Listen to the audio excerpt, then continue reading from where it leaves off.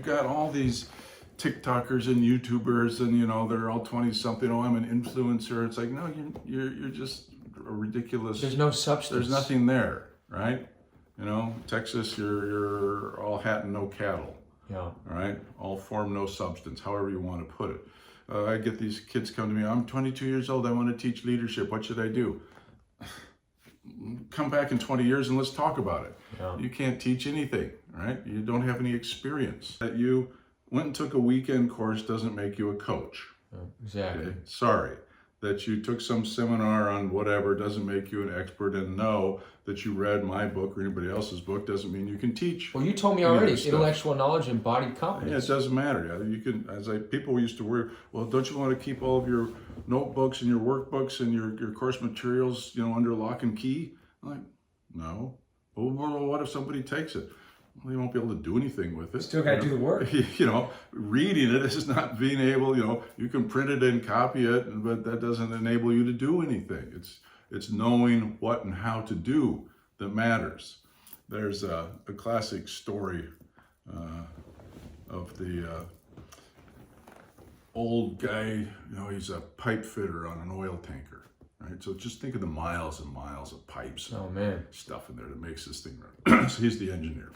Excuse me. And some big fancy shipping company comes in and buys this tanker, and they fire the guy because they can get some cheaper, younger guy to do his job, okay? And then they're filling this tanker up and they're ready to leave port, and it won't go. And the young engineer's like, well, so they said, well, get the old guy back here. Let's figure out, he'll fix it. So they get the old guy back, and he has his little toolkit, and he gets out a stethoscope and a hammer. And he goes, he puts his stethoscope on a pipe, and he taps here, and walks over here, and he taps there. Does this for about 10 minutes. And he gets in puts the little hammer down, gets out a big hammer, and goes up to this joint and goes, wham! It's clouded. Everything's working great. And they said, great, thank you, send us an invoice. And he says, okay, so they get an invoice for $1 million.